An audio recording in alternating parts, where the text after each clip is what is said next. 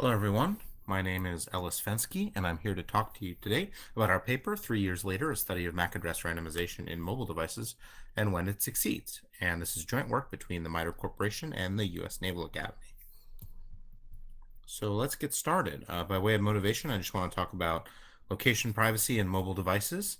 So mobile devices are everywhere. They're always in your pocket. They're often co-located with people as they move around. And they are constantly probing for Wi-Fi. So in this talk, we're just talking about Wi-Fi, no other wireless protocols. And so these probe requests tend to use persistent identifiers. In particular, we're interested in the MAC address, but also there are many others. And so we're interested in what are these mobile devices constantly sending out that reveal information about sort of their owner or their identity. And this is a serious tracking concern because you can follow devices as they walk around, as the people who own them walk around. And so industry has responded by implementing a technology called MAC address randomization, where when devices go to send probe requests, which are sort of constant, they don't use their hardware address, and instead they use a random address, so no one can tell which probe request belongs to which device, and they can't track anybody around. And so let's just look at the previous work for a moment. This is a follow-on paper. So in 2017, MAC address randomization had just been deployed very effectively on iOS, semi-effectively in Android. Some devices did it and some devices didn't. So there have been many recommendations and many improvements. So things are quite different now. And our goal was to update our previous results and try to understand sort of the current state of the mobile device landscape. And try to understand, well, is the old result still true? Probably not, but in which ways exactly? So we also had to change our methodology from previous work because the methodology had relied on collecting a bunch of probe requests in the wild and then doing some identifying and piecing things together to try to figure out what was going on in the mobile device universe. But privacy protections have gotten a bit better. That is much more difficult now. So we needed another approach, and our approach was individual tests. So we had a corpus of 264 mobile devices, and we did passive tests where we put one device at a time in this RF shielded enclosure and recorded on the 3 non-overlapping 2.4 gigahertz channels. And then we just waited until we saw enough probe requests or until 20 minutes passed. Some of these devices were very not talkative. And so we did this actually for three tests per device. We tested them in the action state while they were constantly being sort of stimulated with the robot. The screen was on, that's sort of simulating someone using them. We tested them in the idle state where they were just left alone, so to simulate being in a pocket or a purse. And then we also went into the Wi-Fi settings and physically turned Wi-Fi off to see if they were still sending out probe requests. And then we also performed active attacks on a subset of the devices, mostly modern devices. So let's talk about the experiments. First, we have a pretty broad range of manufacturers, focused primarily, though, on the manufacturers that produce most of the mobile devices that we sort of see in the wild in the United States. And we also have a pretty broad range of Android version, iOS version, and release year. I'll also mention that we updated these devices if we could. So we tested a lot of really older devices with the hopes that we could then update them and test them again to see if the privacy protections improve with the software update. And so that's why you see a lot of these older devices being tested as well. And so we found some surprising results. In fact, Android devices are really different from each other, as it turns out. Some of them will send their hardware address in probe requests while the Wi-Fi is turned off. So the user is trying to turn Wi-Fi off and keep them quiet. And instead, they are sort of insisting on broadcasting a permanent unique identifier. We found one device where when we applied a major Android version update, randomization stopped. So the privacy protections got worse. And there's many other sort of one-off strange behavior that you can see if you test, hundreds of different Android devices. You can see the paper if you want to know more. The big takeaway from all of this, though, that I'm trying to get across is that if you have any question about sort of what's going on with mobile devices, the answer is, well, it depends on the device, more or less. So we have to look at trends, we have to look at patterns, we have to look at sort of how things are changing in the mobile device landscape, rather than sort of making categorical statements, because none of those will be correct entirely. So let's look at some of these features that allow sort of tracking in these probe requests. The first one is obviously the MAC address. And MAC addresses, as we talked about before, are random, but they're not equally random all in the same way. So in order to select a random address, the device has to sort of pick which bits to be random and which bits to be fixed, and sort of to design a scheme, a bitwise structure for how they draw these random addresses. And so we called that bitwise structure a MAC address scheme. And so the first scheme that we see is 46-bit randomization, and 2 of the bits in the MAC address have to be fixed, and randomizing the rest gives you 46-bit randomization.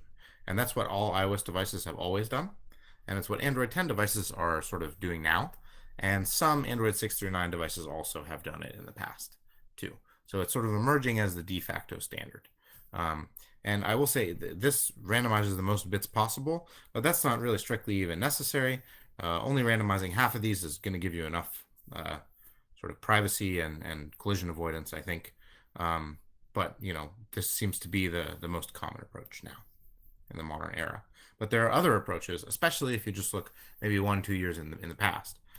So here is DAA119. This is one example of what we call a prefix scheme, where you fix a prefix, which is some number of bits or bytes, and then you randomize the rest. And so we call this one DAA119 because those are the bytes that are fixed, the first 3. This is a Google CID. The remaining 3 are random in this scheme, and this is Android 6 through 9, so pretty much gone on Android 10. You upgrade a device to 10, and this will stop, usually. And many manufacturers use this, so not just Google phones, but phones from many manufacturers. The second one we saw was 926AC3, which is the Motorola Nexus 6. We only saw one device do this. It's the only one we ever saw do it, but that's is another scheme that we saw in the wild and our lab. And the next one we saw was much more common, which was sort of a more generic Motorola scheme. And actually, this scheme is kind of sort of properly a class of schemes, because the scheme says to take the hardware MAC address of the Motorola device, and then that hardware MAC address has an OUI, and that OUI is the fixed prefix. So it fixes the OUI of the device that is sending these messages, and then randomizes the rest. So you can actually sort of tell a couple of Motorola devices apart, maybe, using this scheme, because they have different OUIs. And the next one we saw was new. It was O2. So the O2 scheme just fixes that first byte and randomizes the rest. And this was deployed on Samsung, Android devices 7 through 9. Not all Samsung devices, but many of them on these operating systems do. But if you take Samsung device and you upgrade to Android 10, start doing 46-bit randomization instead. Right, so it's sort of older Samsung devices of a certain class, which actually allows you to learn a lot about what kind of device is sending these probe requests if you see this address. And then this is not really a randomization scheme proper, but just for completeness, we have the hardware address. Some devices just use their hardware address all the time, and that's Android 6 through 9, phased out in Android 10. And so not only is the bitwise structure of these addresses change from manufacturer to manufacturer and OS to OS, we also saw that the time at which sort of the random address and the hardware address are used, the consistency of the randomization is different, sort of within a device based on the state and behavioral characteristics, and also between devices. So lots of variation. And some devices we noticed will change their behavior between the active state and the idle state. So those tests that we did, the action state and the idle state, were something that we invented based on guesses, because we suspected that this might be happening. Right? That devices will actually change their RF emissions, their Wi-Fi emissions, based on whether or not a user is touching them. And that's true for some devices, not all devices, but some devices. But they'll stop randomizing when they become activated, when a user touches them or turns the screen on. Some devices will sort of send out their hardware address in between random addresses and just sort of, usually be randomizing and then just decide to send the hardware address in between for whatever reason, maybe for fun. And then we also, we had to classify these sort of strange behaviors. And so we have sort of 4 broad classification bins that we invented. The first one is always, where devices consistently use their random address all the time. Second is idle, where you have consistent random addresses, but only while the device is left alone. So if you use it, it will at least some of the time start using the hardware address. And that at least gives you sort of peace of mind if the device is stuck in your pocket and you don't use it, that it's not sort of broadcasting a persistent permanent identifier. And then we have mixed, which is to say we couldn't really identify behavioral characteristics that would make these devices do whatever they did, but this is rotation, right? So they both used random addresses and hardware addresses, but not in any discernible sort of pattern. Often it would be sort of rotating back and forth between the two in a given state. And then for never, this is just devices that never used random addresses and always use the hardware address. So those are our 4 bins, kind of in descending order of privacy protections. On the left here are our results. We have randomization type, which is whether or not the randomization is consistent. On the right, we have the scheme, which is the bitwise structure. So you can sort of see some of these schemes only appear in by certain manufacturers. DAA19 is kind of spread around. That's that dark green. 46-bit is the emerging consensus. That's sort of concentrated on the top. And always, of course, for Apple devices. And then the yellow is sort of starting to disappear. And so actually the yellow on the right and the yellow on the left are the same, but the colors, the other colors are representing different things on the left and the right. And so you can actually see, for example, Motorola is only in Motorola and the purple O2 is only in Samsung. On the left, you can see the emerging sort of improvement towards always randomizing with a couple of stragglers, maybe in 2019. But if you go back to 2018, 2017, devices released then, you see all sorts of sort of mixed weird behavior. We're getting towards consistent randomization for all devices, but not quite there yet. Maybe, maybe now in 2021. So let's talk about some of the other features. Probe requests do not only include just a MAC address. They also include a variety of other features. I can't talk about all of them, but you can look at the ones that I'm missing in the paper if you're interested. But I'll talk about some of them that are interesting. And so sequence numbers are one. They're included in all probe requests. They are integers and supposed to be between 0 and 4095, but we notice that some devices actually stop at 2047, so they don't use that last bit. And traditionally they've been sequential because they're sequence numbers, so it's kind of in the name. But to protect privacy, they are now randomized in many devices. And the issue here is that if your device changes its random MAC address to a new random MAC address, but the sequence numbers are consistently increasing, then you can just trivially link the old MAC address and the new MAC address as belonging to the same address. It's the same device. So if you have sort of eyes on a device and you're watching it, you watch the changeover, then you can just link the two trivially. So this is bad for location privacy, and luckily, as it turns out, it is no longer really an issue because manufacturers have fixed it. It is gone. One thing that's interesting to note here is these two graphs. We like the top one better than the bottom one. That's because the top one is hardware and the bottom one is software. So that's indicating that this problem cannot be fixed simply with an OS update. For a lot of these devices, you need a more modern device that can do it. The first one is RTS-CTS. RTS-CTS is an attack that was discovered in 2017 by our research group. And in RTS-CTS, the premise of it is that devices, even when they're sending sort of random probe requests, if you send a message to their hardware address, they'll still respond to their hardware address, even though they're sending out random probe requests. So that frame that you send them is called an RTS frame, request to send. It's a control frame. So you can use this to sort of confirm or deny the presence of a device if you already know its hardware address. And so in 2017, all tested devices were vulnerable. So we wanted to know if it was fixed. Second attack that we looked at was 2016. ANQP is the Access Network Query Protocol, and it is designed to sort of allow devices to query access points and ask them questions about some services they have, usually for sort of inner working or offloading onto Wi-Fi or something like that. And this can reveal the hardware address, as it turns out. So let's see how that works. A device is sending probe requests out with a random address, and then a access point comes along and sends out a beacon that says, hey, I support ANQP. And the device goes, hey, I love ANQP so much that I will enter the action state. Right? So any action state behaviors that we talked about, like if some devices will start sending their hardware address in their probe requests instead of the random address. And what's supposed to happen now is the device should send an ANQP request with a random address because it's sending probe requests with a random address. But we noticed, and has been noticed before, that some devices will actually send this ANQP request with a hardware address, sort of defeating randomization. And so we noticed this still happens.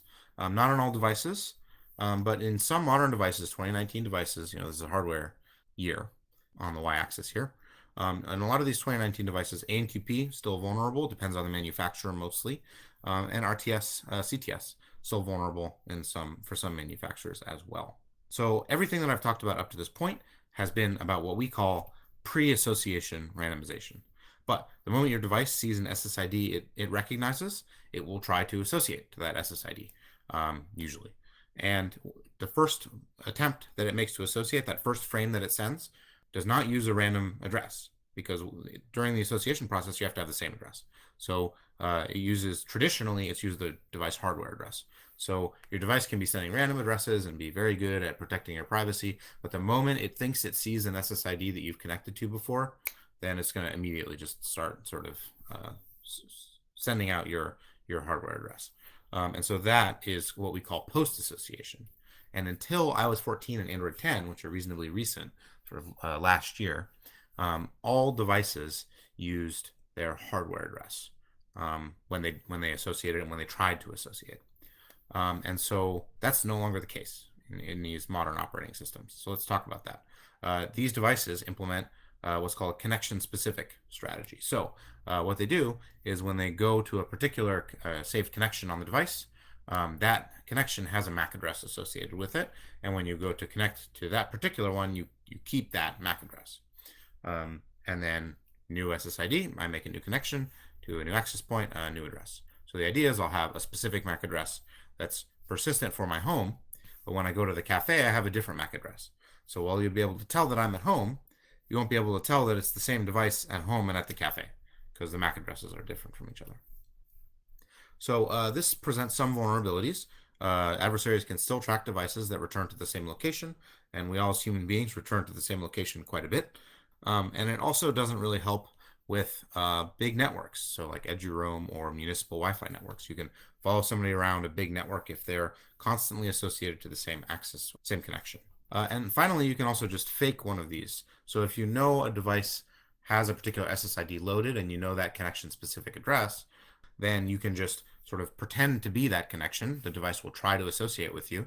You'll still get the device's connection persistent address because the first attempt that it sends will give you the connection specific address.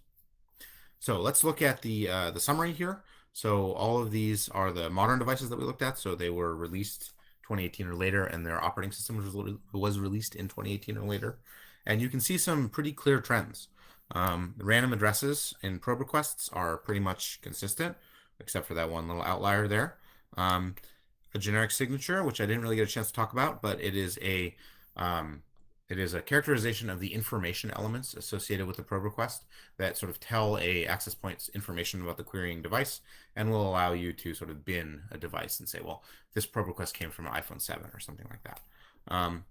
Mostly no devices protect against this. They don't protect privacy in this way. Though there have been some attempts, and that's discussed in the paper, most devices have a random sequence number now.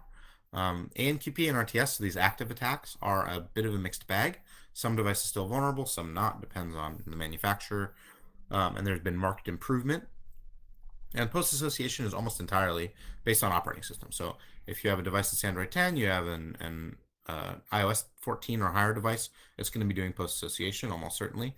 And then if you don't, then it won't. With that, I will thank you for listening to this presentation and ask if you have any questions.